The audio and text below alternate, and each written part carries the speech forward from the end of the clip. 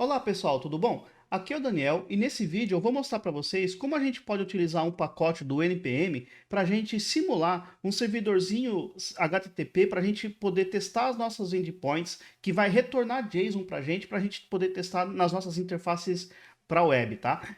Então a gente vai utilizar um pacote chamado JSON Server. Esse pacote ele não deve ser usado em produção, tá? Ele é simplesmente para a gente poder testar, para a gente poder desenvolver a nossa prova de conceito, tá? Para testes rápidos, ok? Eu consigo desenvolver um servidor para testar endpoints muito rapidamente, em menos de um minuto a gente consegue desenvolver um servidorzinho simples, um localhost que vai devolver JSON para a gente, tá? E a gente pode criar endpoints com o método get, método post, put, delete e etc, tá bom? É muito simples. Então, olha só, eu já tenho aqui no meu diretório, eu criei um diretório chamado vídeos YouTube, vídeo JSON Server, tá? Você cria aí o vídeo, o diretório que você achar interessante, tá? Aqui dentro desse meu diretório, eu vou criar um projetinho Node, ok? Então, npm init-y, para ele criar o nosso package JSON e tá lá criado. Eu também vou abrir aqui o Visual Studio Code, tá? Pô, rapidamente aqui, já abriu o Visual Studio Code, maravilha. Primeira coisa que eu vou fazer instalar o nosso pacote chamado JSON Server, tá bom? npm install JSON Server -d maiúsculo, para a gente poder instalar como dependência de desenvolvimento. Bacana? Vou esperar um pouquinho e eu já volto para falar com vocês. Maravilha, o pacote foi instalado, vou só dar um comando clear aqui, ok? Voltando para o meu Visual Studio Code, o que eu vou precisar, pessoal? Basicamente, o servidorzinho ele vai utilizar um arquivo JSON para definir as nossas rotas, tá? Então, cada rota dessa minha API fake, digamos assim, vai ser uma propriedade de um objeto JSON, ok? Então, o que eu vou fazer? Eu vou voltar aqui, criar pelo meu terminal aqui, touch db.json,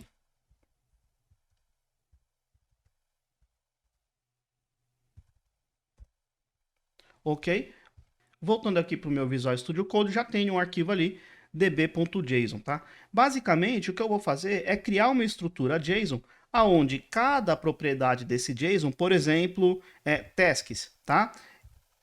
Esse tasks aqui vai ser um endpoint. Então, quando eu iniciar o meu servidor, eu vou ter localhost, provavelmente porta 3000 barra tasks, tá? E tudo que tiver dentro aqui, no valor dessa propriedade, será o JSON retornado para a gente, ok? Então, o que eu vou fazer? Eu vou criar aqui um array de objetos, tá? Eu vou digitar aqui rapidamente e vou cortar o vídeo para ficar mais dinâmico. Maravilha, criei aqui um pequeno JSON, então o que eu tenho? Eu tenho duas propriedades, tasks e users, tá? E basicamente, dentro de tasks eu tenho um array com 3 objetos, que eu tenho ID, que é o ID da tarefa, o título, que é o título da tarefa, e o user ID, que é um relacionamento com esse meu objeto aqui, essa minha propriedade users, tá? Então, nesse ponto, se eu rodar um comandinho no terminal npx JSON Server e passando o nome desse arquivo, eu já vou ter uma API, digamos assim, JSON para a gente poder testar. Então vamos lá. Vou voltar aqui para o meu terminal, npx JSON Server. Posso passar a flag watch para ele ficar monitorando esse cara. E aqui eu vou colocar o nome do meu arquivo, que é db.json. Se eu apertar aqui o Enter, pronto, já temos uma API pronta, tá? Já temos um servidorzinho. Só lembrando, né? Este servidor, esse JSON Server, esse pacote, ele não deve ser utilizado em produção, tá? Ele é simplesmente para a gente poder testar rapidamente e para a gente poder verificar se o endpoint está bom, se o retorno está bom, se é isso mesmo, porque depois que tiver tudo definido, aí precisamos desenvolver lá para um banco de dados, um SQL, um MongoDB ou qualquer coisa do tipo, tá bem?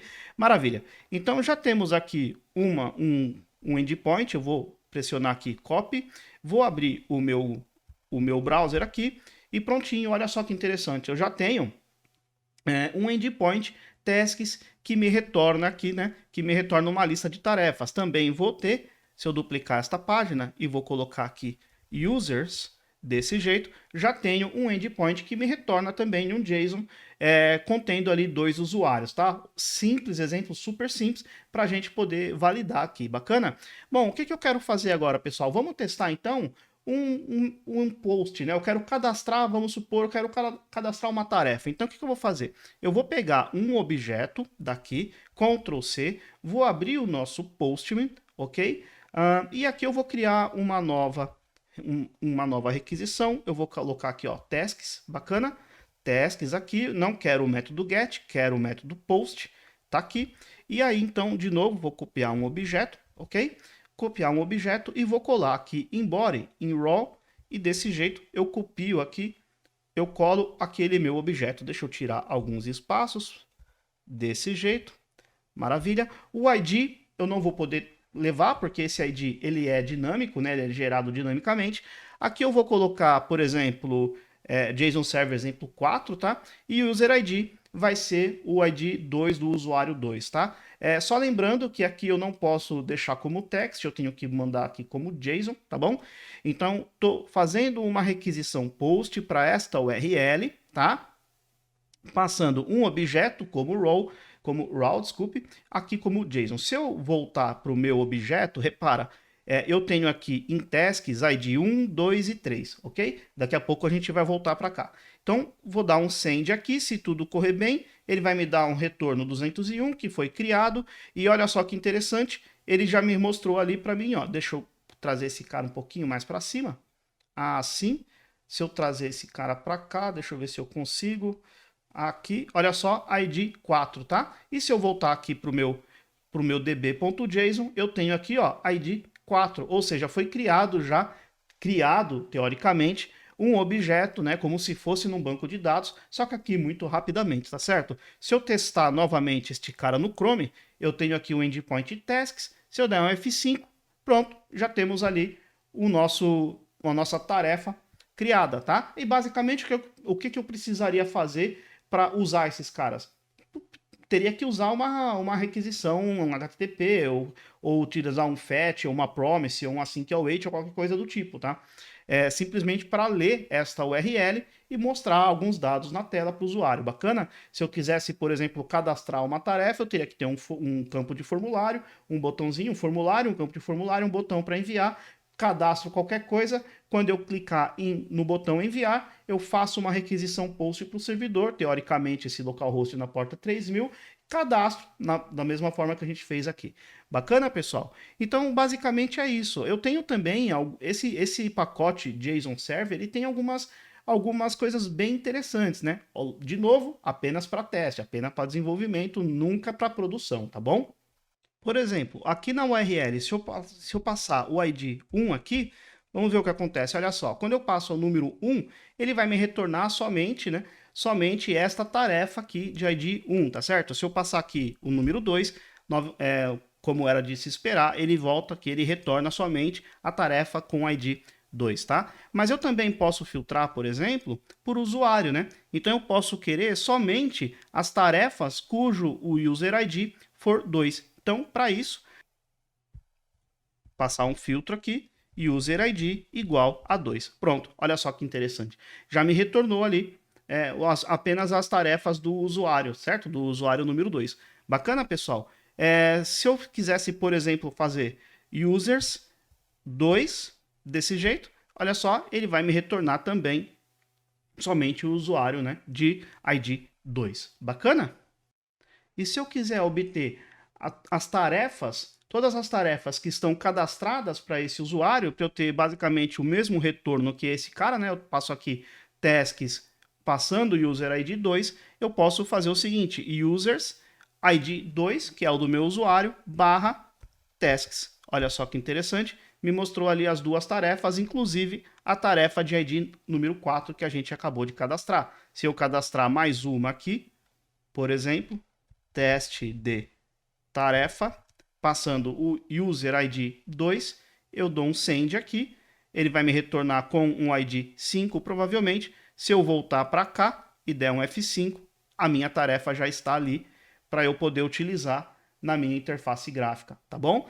Uma outra coisa muito interessante que esse pacotinho nos permite fazer é criar no próprio diretório onde a gente colocou lá o db.json, eu posso criar um diretório aqui chamado public, tá? Public, desse jeito. E aqui dentro eu posso criar, por exemplo, olha só, deixa eu abrir esse cara no Visual Studio Code. Aqui vou criar um novo documento aqui chamado index.html.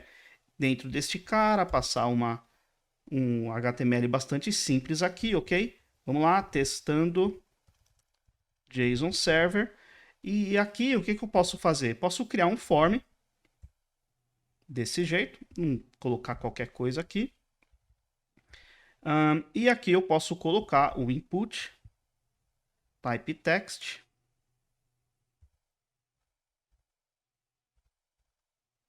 com um input type submit, certo?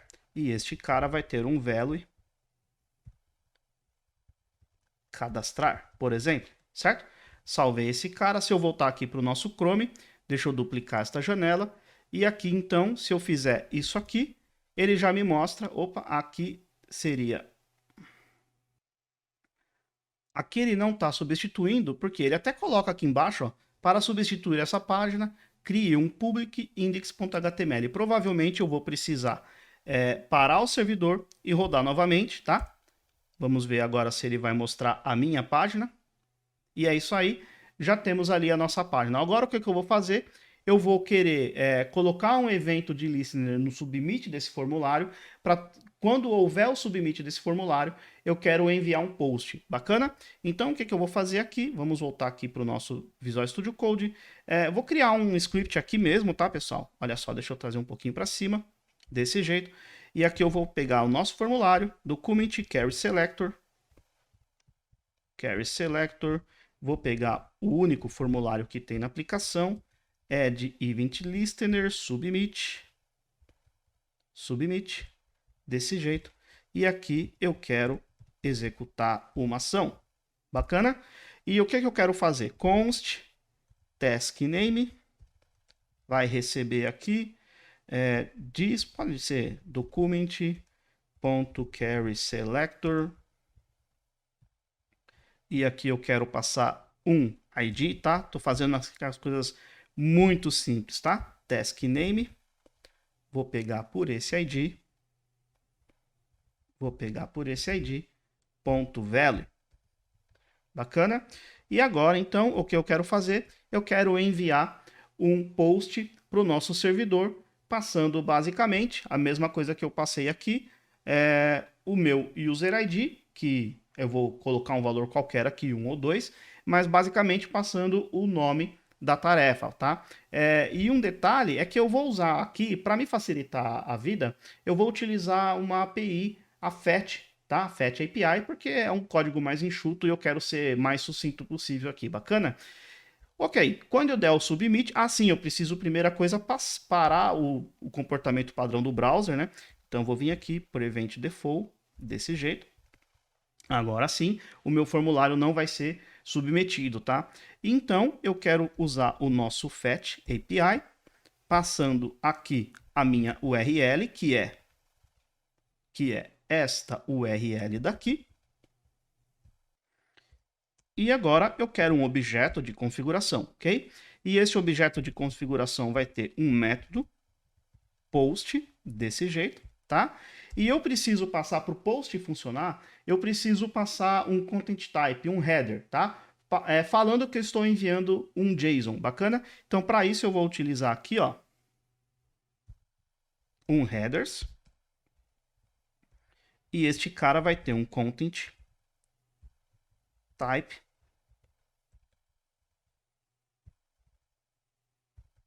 application JSON. Bacana? Posso até colocar aqui o char7 igual o tf8, desse jeito.